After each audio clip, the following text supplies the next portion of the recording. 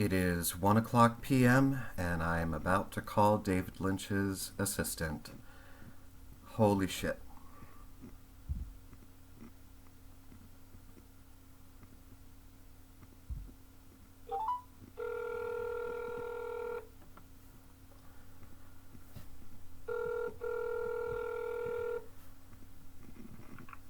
Asymmetrical. Hello, Michael. This is Josh Hitchens. How are you? I'm doing well. How's it going, Josh? Going well, thanks. All right, let me see if I can find David for you. Hang on. Sure thing, thank you.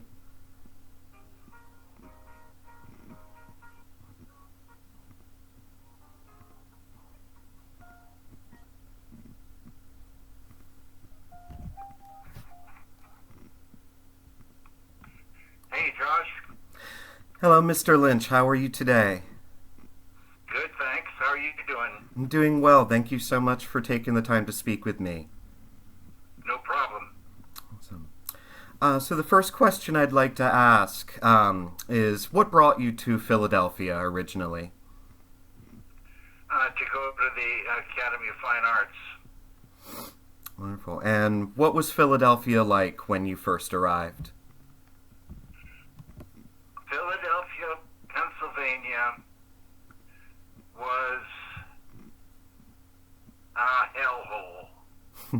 It was filled with fear and corruption, and it was filthy. There was soot on the buildings, and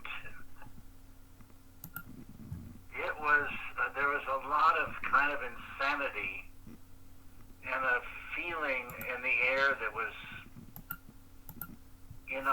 very uneasy. But it was the greatest place for me, and I just loved it. And it was my biggest inspiration, the city of Philadelphia. What do you think it was about the atmosphere of Philadelphia at the time that became so inspiring for you and your work? Just what I said, all the way the buildings were, the mood of the place, all these things, feed into us, where our environment affects us a lot. And it sort of crept into me. And like I said, it made a huge impression and an influence. And I always say, people say, well, what is your greatest influence? And I say, the city of Philadelphia. It just,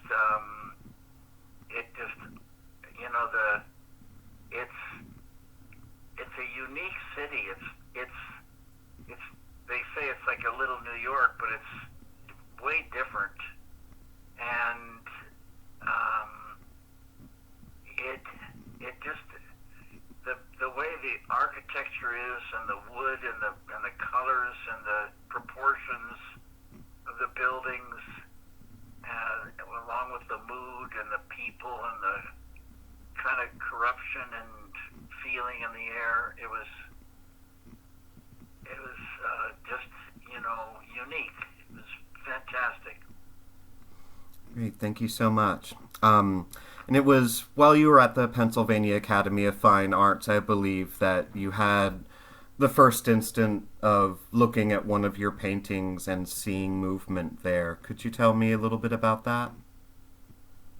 Yeah, it was, first of all I ever wanted to be, since the ninth grade is a painter. And so I ended up, like I told you, at the Pennsylvania Academy of Fine Arts in Philadelphia. And at that time, the school had, in the big rooms, they had a kind of proportioned off little cubicles. And I mostly painted where I lived. And I lived with my friend Jack Fisk and a guy named Richard Childers at 13th and Wood, but also had a little cubicle in one of of the big studio rooms at the Academy, and I was in there one night, and I was painting a picture of a garden at night. It had a lot of black and this green kind of coming out of the black. And I sat back, probably to take a smoke, looking at this painting, and I suddenly heard a wind coming from the painting, and the green started to move. And I thought, oh, a moving painting. And that experience led to cinema. Thank you so much. I read in Room to Dream that when you were living in Philadelphia with your first wife, Peggy, that there was a blue velvet sofa that you had in your house that you both loved but weren't able to take with you. Just a random question, did that sofa, was that a piece of the appeal of blue velvet for you? Did that what? Was that a piece of what appealed about Blue Velvet to you? Did that lead to the film? No, I don't even know if it was velvet, the couch. It might have been. It was absolutely beautiful. It was very long. The couch was longer than most couches, and it was in pristine condition. It had this real minimal, real dark, beautiful wood, and on the arms and the back, but very minimal, and not like a lot of filigree, just pure. And we got this couch at Goodwill, and in those days, this Goodwill was like if you died and went to heaven, you'd be in this Goodwill. If I needed a shirt, I'd go there, and they had long racks of beautiful shirts organized by size and make. And I could go through and I found 3 shirts that I loved that were like brand new, starched, clean, perfect shirts. I took them to the counter. I laid them on the counter, and I said, "How much?" And they said 30 cents.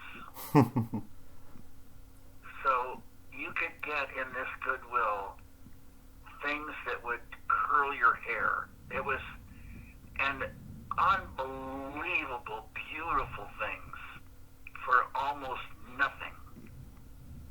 I got so many fantastic lamps, and I've got the furniture, and it just on and on and on. You go in there and you just go crazy, and you didn't need to be the wealthy out in the main line were giving away the stuff, and it ended up and the Goodwills now are completely different, but in those days that Goodwill was so special, and that's where that couch came from, and it was a beauty. I think it cost $20, but it probably in those days was, I don't know how much it was, but it was very expensive couch that we got for $20. That's wonderful.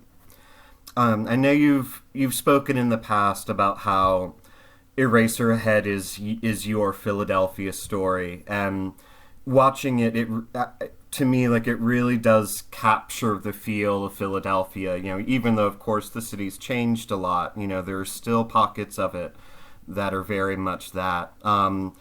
For you, like, was Eraser it? And you might not want to say this, but was Eraserhead? Is it set in Philadelphia, or is it its own world? It's its own world, really, but inspired totally by Philadelphia. Great, thank you so much.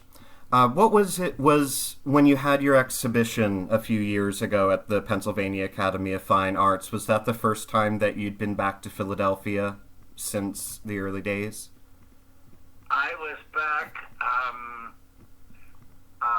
once before that, at least one time before that, and but on that trip, when I had my show at the Academy, I realized once again what a great city Philadelphia is, and and the people were so great. So I was so happy to have that show there and to get reacquainted with Philadelphia, and it's just a great city. Great, thank you so much.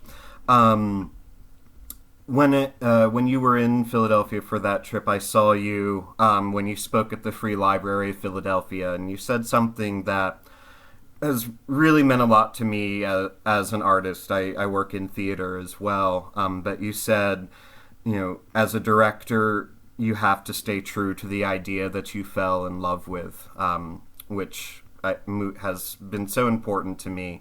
And Philadelphia is still a city that is filled with artists, and a city that really embraces you and your work.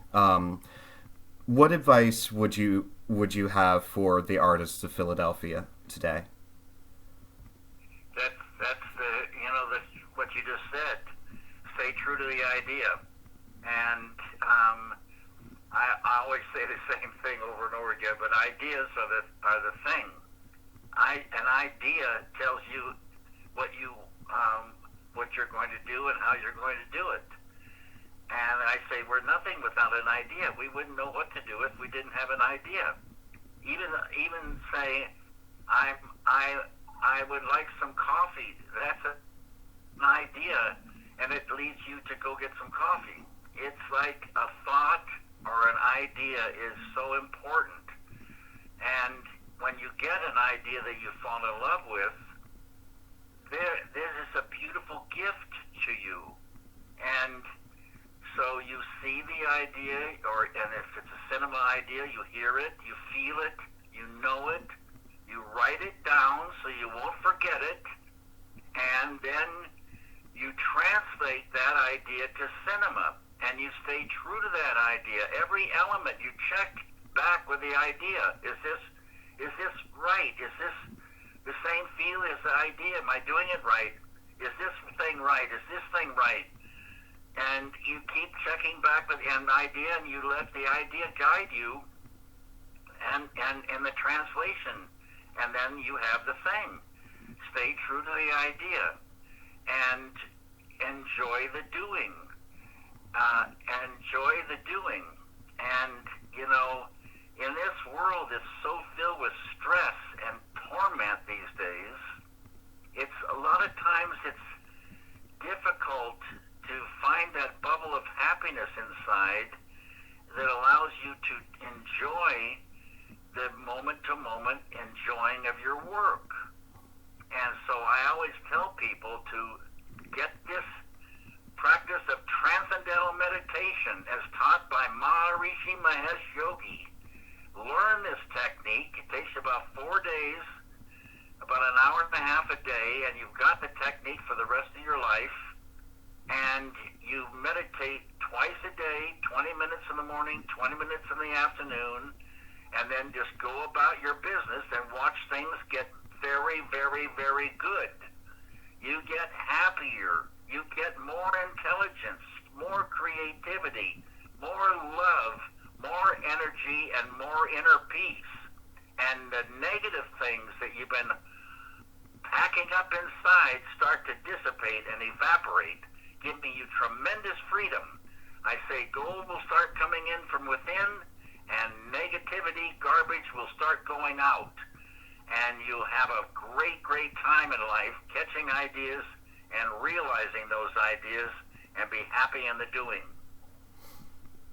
Thank you so much, Mr. Lynch. And just finally, I wanted to say, you have been one of the biggest influences on my artistic life. I want to thank you in particular for telling the story of Laura Palmer. That has meant a great deal to me and to so many other people. And thank you for all of your stories, both in cinema and on canvas. And speaking with you today has been one of the great honors of my life. Thank you so very much. Bless your heart, Josh. It was good talking to you, man. All the best to you and all the best to Philadelphia. Thank you. Have a wonderful day, Mr. Lynch. You betcha, Josh. Bye-bye. Bye.